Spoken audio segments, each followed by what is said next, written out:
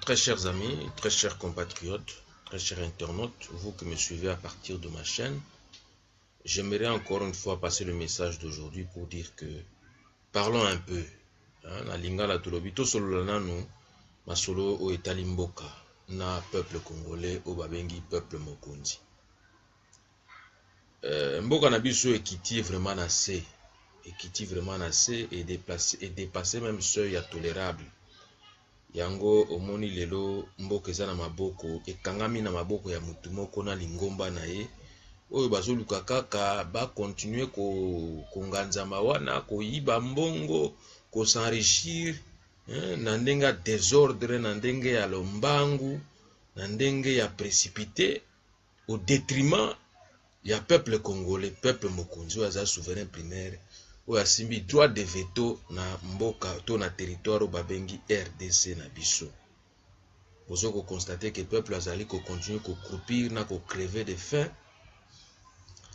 et azozala privé na ba droit fondamentaux na ye, ba droit élémentaire oyo même etangami na constitution il faut ba respecter yango, mais ezaka limoto wana na lingomba na ye bazali kolinga ko se maintenir na pouvoir pe na gouverne ya mboka wana na force ya ba arme.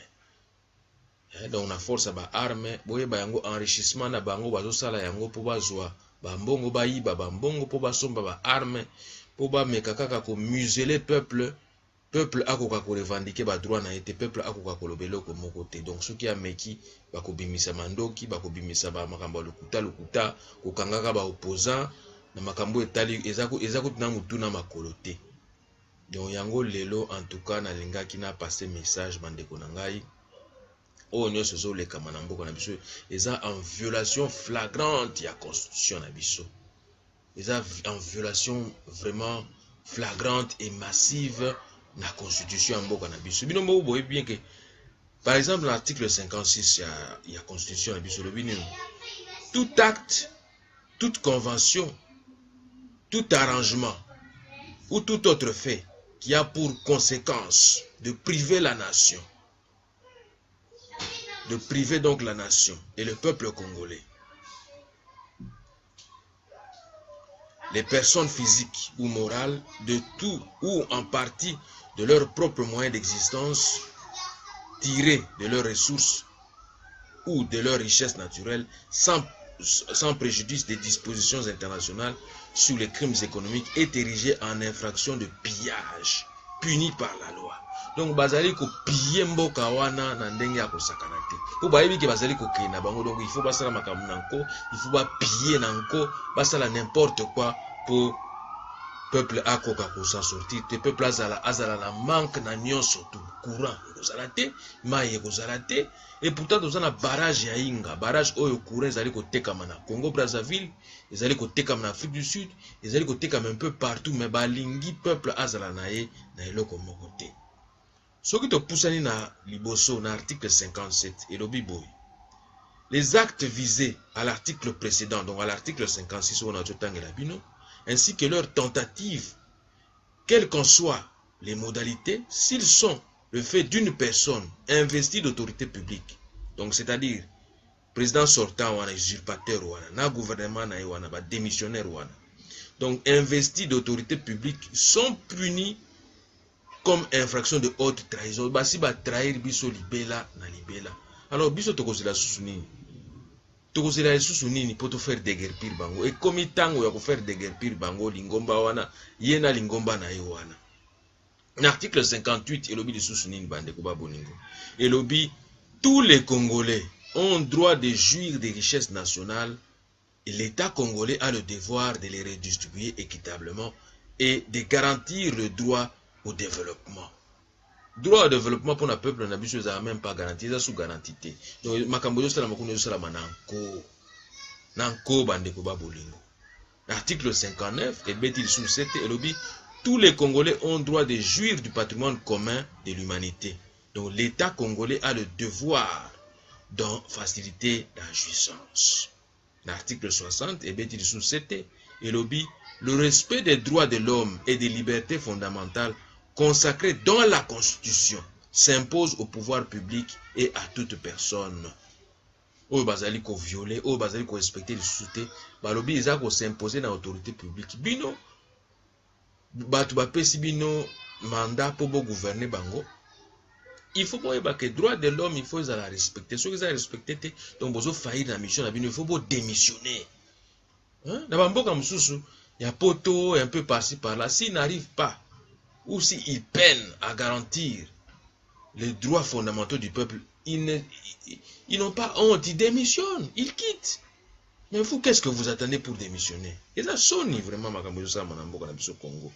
Ils ont passé, Donc, somme toute, le pays et le peuple congolais sont en train de mourir, de crever à cause des manœuvres dilatoires des multinationales qui imposent une nouvelle forme de domination et colonisation ou d'esclavagisme moderne qui est le néocolonialisme, c'est-à-dire une domination par l'intermédiaire de nos propres frères et sœurs, traîtres, collabos, corrompus, exécuteurs de leur décision de maintenir le peuple congolais dans la misère totale ou partielle.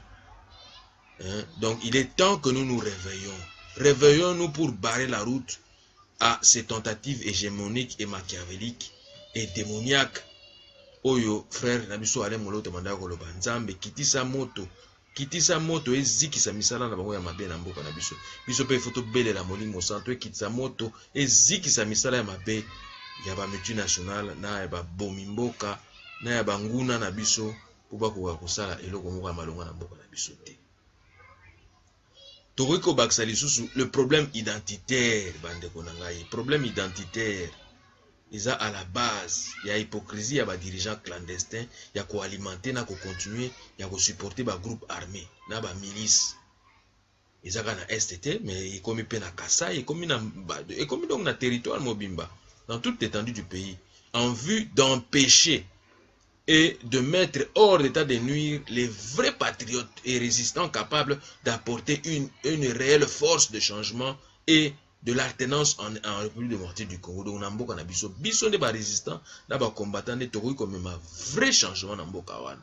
Yango zomona bazo ko empêcher biso, bazo ça n'importe quoi, batinda ba musiciens ba ko beta ba concert. Ah, ici on n'a plus besoin de concerts. Tout ça on a tinda ba concerter.